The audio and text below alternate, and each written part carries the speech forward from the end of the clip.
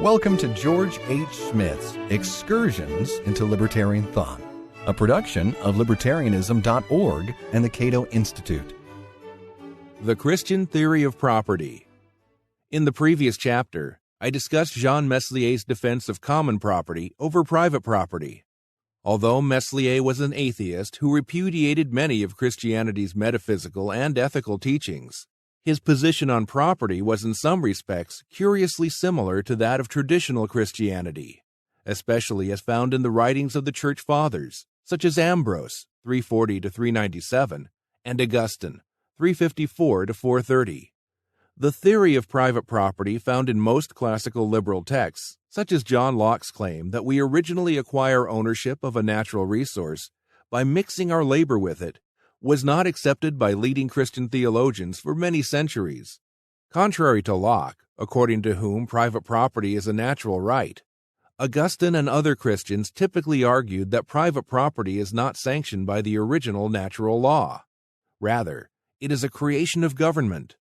Thus, in the early 5th century, when the Christian schismatics known as Donatists complained that the Orthodox Christian government of Imperial Rome had confiscated their property without just cause, property that they had earned by their labor, Augustine replied that Romans enjoyed their property solely on the sufferance of the Roman government, which could confiscate that property at its own discretion.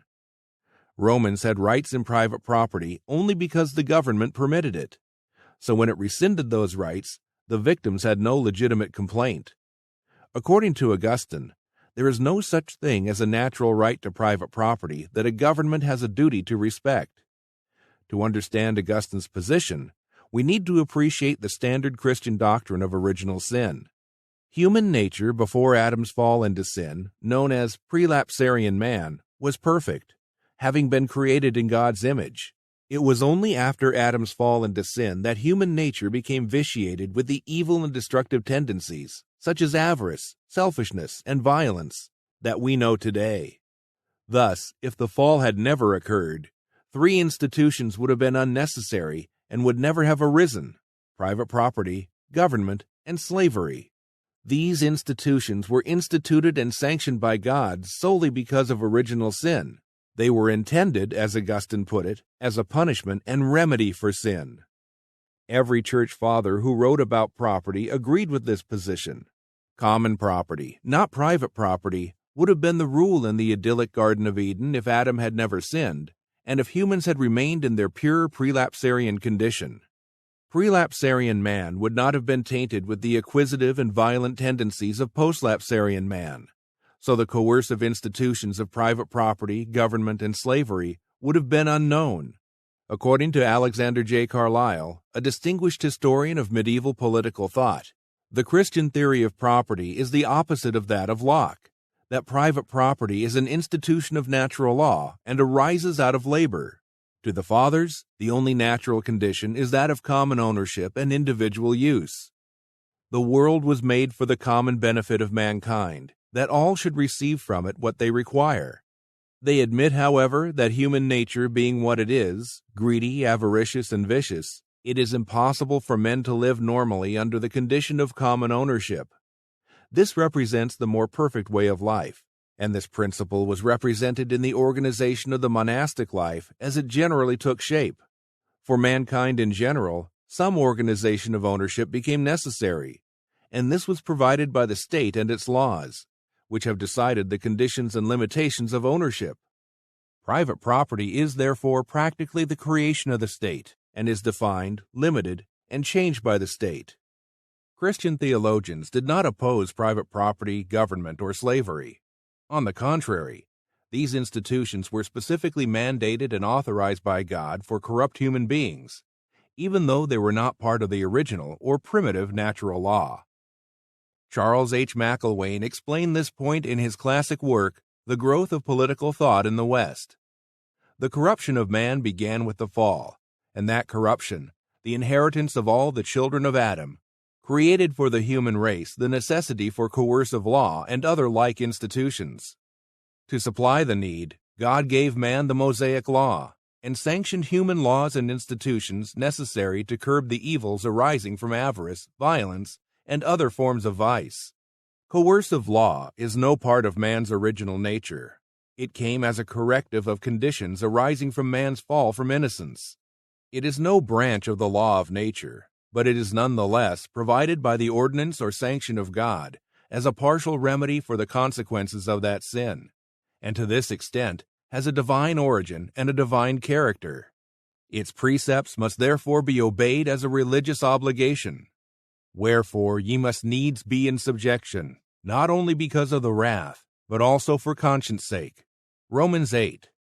Jean Meslier, in effect, accepted the Christian teaching about the existence of common property in a prelapsarian society, but, having rejected the doctrine of original sin, he did not accept the Christian argument that private property was needed because of a corrupted human nature generated by Adam's fall. His stance resembles the position adopted by some radical Protestant sects during the 17th century, such as the Family of Love and the Grindletonians, who taught that prelapsarian perfection could be attained in this life. Without sin, private property would be unnecessary and undesirable. So such groups typically advocated a return to the primitive communism of prelapsarian man. Private property would be inappropriate in a community of saints. Common property was the ideal. As Ludwig von Mises noted in Socialism, an Economic and Sociological Analysis, many ancient civilizations believed in the romantic utopia of common ownership. In ancient Rome, it was the legend of the Gold Age of Saturn, described in glowing terms by Virgil, Tibullus, and Ovid, and praised by Seneca. Those were the carefree, happy days when none had private property and all prospered in the bounty of a generous nature. Modern socialism, of course, imagines itself beyond such simplicity and childishness, but its dreams differ little from those of the imperial Romans.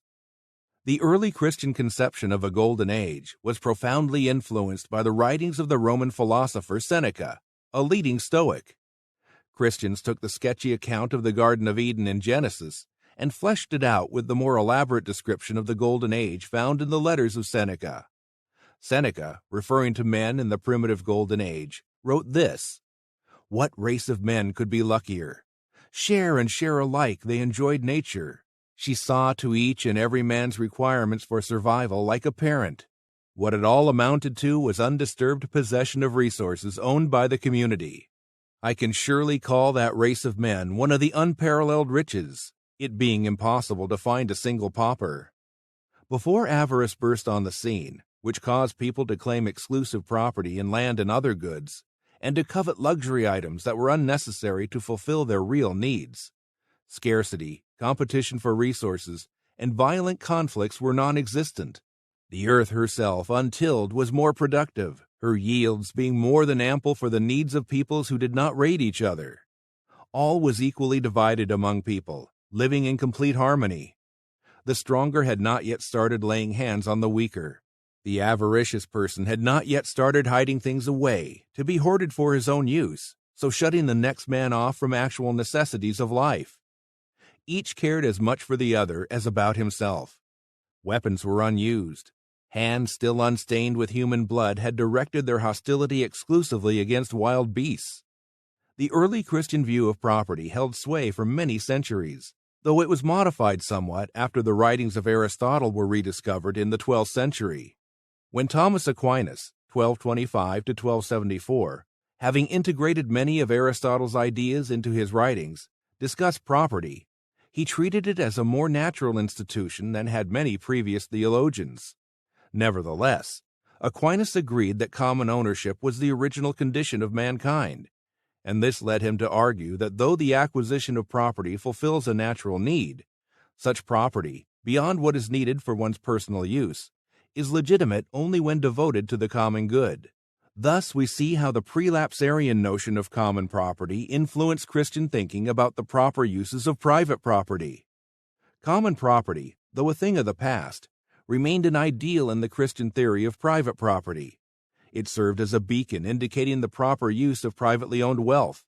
Beyond what was needed to satisfy the legitimate needs of the owner, private property could be justified only if the owner devoted it, not to his own selfish benefit and pleasure, but to furthering the common good.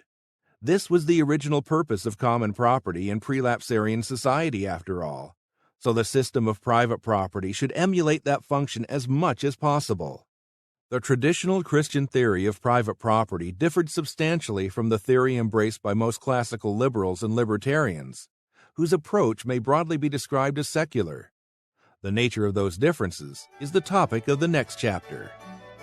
This has been Excursions into Libertarian Thought, a production of Libertarianism.org and the Cato Institute. To learn more about libertarian philosophy and history, visit www.libertarianism.org.